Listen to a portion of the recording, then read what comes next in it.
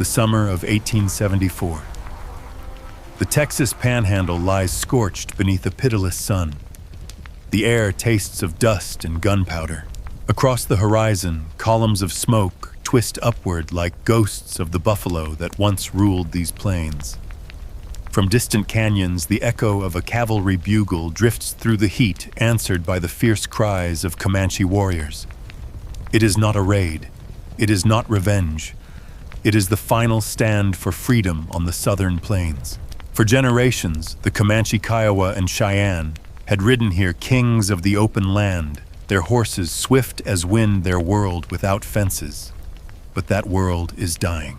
In 1874, the West is burning, and from those flames would rise a campaign so ruthless, so final, that history would remember it by one name: the Red River War.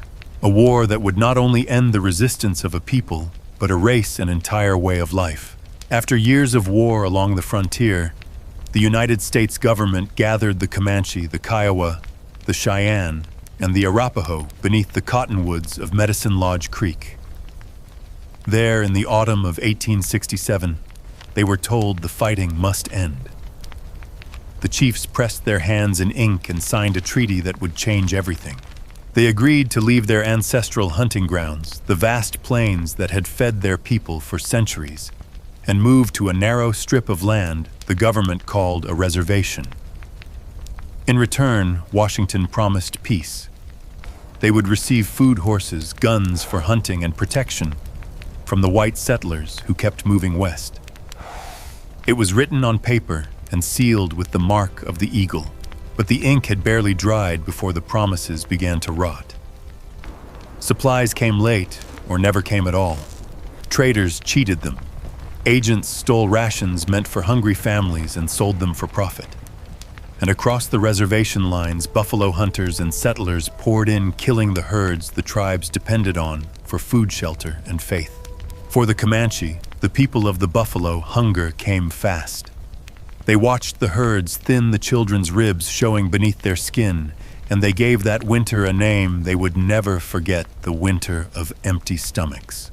From Kansas to Texas, the plains turned into a battlefield of a different kind. Waves of buffalo hunters swept across the open land, their wagons loaded with rifles and steel traps. They were not hunting for food, but for profit. In a few short years, more than 3 million buffalo were killed, their hides stacked in piles, their bones left to bleach in the sun. The air reeked of decay. Where the great herds had once thundered, now only silence remained. The bones of the buffalo became the bones of a nation. For the Plains tribes, the slaughter was not only the death of an animal, but the death of their spirit. The buffalo had fed them, clothed them, carried them, and guided their prayers. To see them vanish was to see the breath of the world itself fade away. An old Comanche man would later say, "As long as the buffalo live, we are free. When the buffalo die, the Comanche die too." As the herds disappeared into memory, hunger turned to rage and desperation became rebellion. In the wide and lonely country of the Llano Estacado, a band of young Comanche warriors refused to bow their heads. They would not live behind fences, they would not wait for government rations, and they would not let the memory of their people fade into dust. They called themselves the Quahadi, the antelope people, swift and untamed. At their head rode a man who carried two legacies in his blood. His name was Quanah Parker, son of a Comanche chief, and a white woman, Cynthia Ann Parker, who had been taken from a Texas settlement as a child and raised among the tribe. Quanah grew up between two worlds. He spoke the language of the plains and understood the mind of the white soldiers who hunted them. He had his mother's light eyes and his father's fierce pride. But in 1874, with his people starving and their lands shrinking, he made his choice. He gathered his warriors beneath the endless sky and said, "We will die on horseback rather than live on our knees." From that moment, the Quahadi rode again, not as fugitives, but as the last free Comanche of the southern plains. Before dawn on June 27, 1874, the plains lay still beneath a pale sky. 700 warriors from the Comanche, Kiowa, and Cheyenne tribes waited in silence near a small cluster of adobe buildings, a trading post built by buffalo hunters deep in their sacred land. They had gathered to strike a single decisive blow to drive out the hunters who were killing the last of the buffalo. When the first light touched the horizon, they would attack. But before the signal was given, a gunshot split the silence. A hunter inside the post had woken early and fired at a shadow in the distance. The echo rolled across the prairie, and the chance for surprise vanished with it. Outnumbered and surrounded, only 28 hunters barricaded themselves inside the crude adobe walls. They carried heavy sharps rifles, weapons that could kill a man more than a mile away. As the warriors charged across the open ground, the rifles cracked one after another, cutting through the morning air. Rider after rider fell before they could even reach the walls. For hours, the battle raged in the heat and smoke. When the tribes finally withdrew, they left behind their dead and their disbelief. It was unthinkable that a handful of hunters could stand against hundreds of the finest horsemen of the plains. When word of the fight reached Washington, the response was swift. To the military, Adobe Walls was not just a skirmish, it was a declaration. If the tribes would rise again, then the United States would crush them once and for all. General Ranald Mackenzie was a soldier shaped by war. A veteran of the Civil War, he had seen too much blood to believe in mercy. Men called him Bad Hand, a nickname earned from the wound that had nearly taken his right hand in battle. To his enemies, he was something else entirely, a relentless force who never stopped until the field was silent. When news of Adobe Walls reached Army headquarters, Mackenzie was chosen to lead the response. He did not see this as another frontier skirmish. To him, it was a campaign of extinction, a war not only against warriors, but against the very way they lived. He would strike at their food, their horses, their camps, and their spirit, until resistance itself was impossible. He organized 5 columns of soldiers to sweep across the southern plains, from every direction, closing in like the jaws of a trap. It was the largest coordinated military operation against the native tribes since the end of the Civil War. Under a sun that burned without mercy, through choking dust storms and weeks without rain, the soldiers rode into a land they barely understood, chasing a people who had lived there since time began. That summer, the plains burned. Columns of blue-coated cavalry fanned out across the southern plains, striking one village after another. They rode hard and struck without warning. Lodges were set ablaze, food stores, emptied weapons, taken horses captured.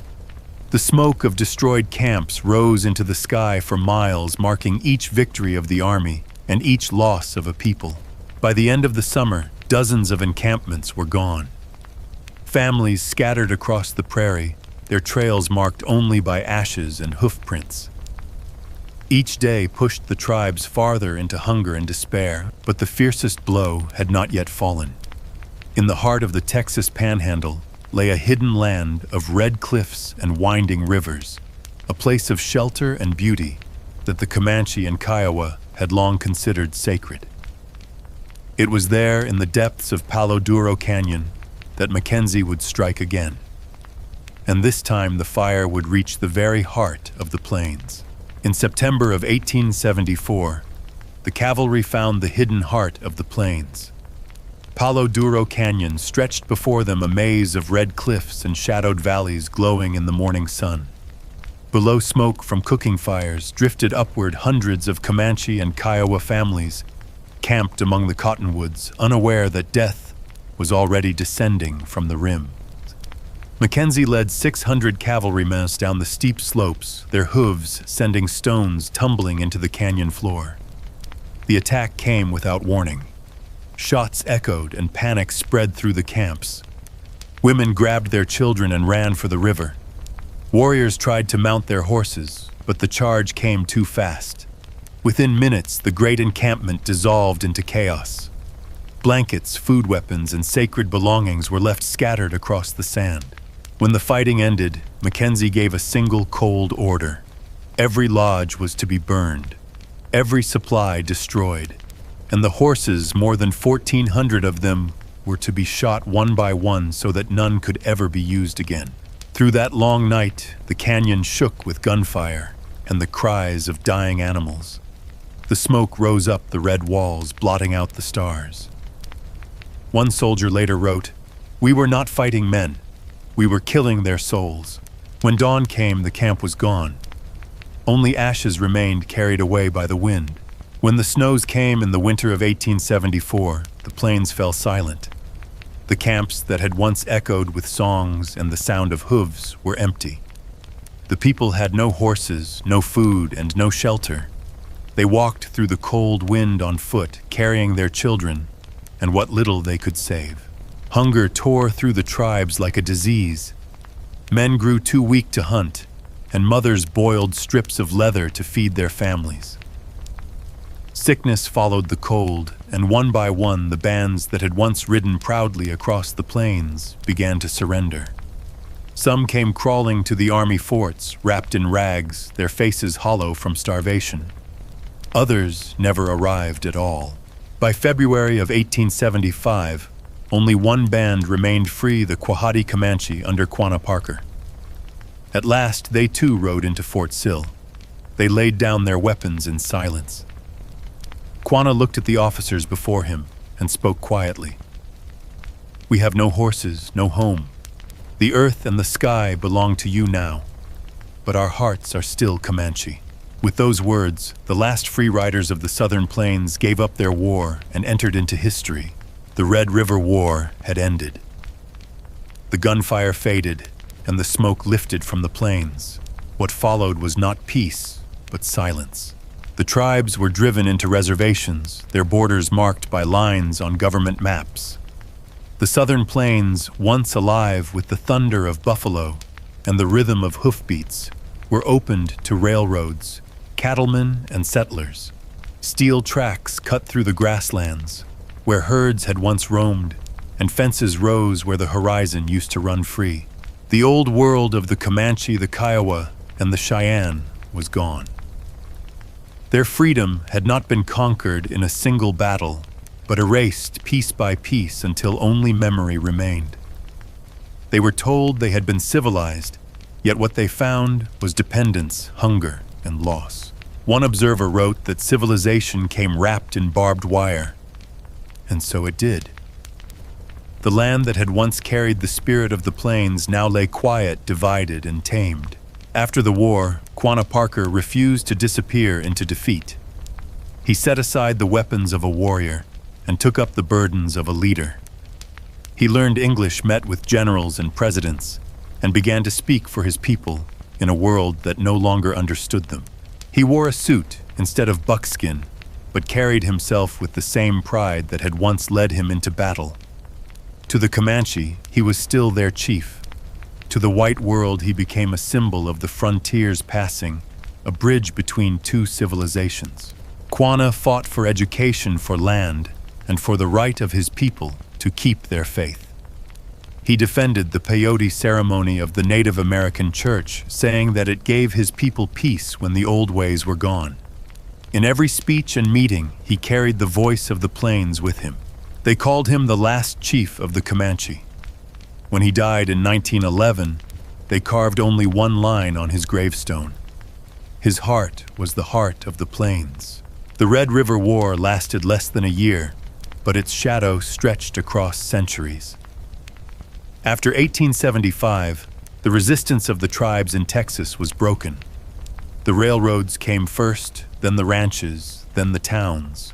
The endless prairie that had once belonged to the buffalo and the riders of the plains became a map of fences and roads, yet the land remembers.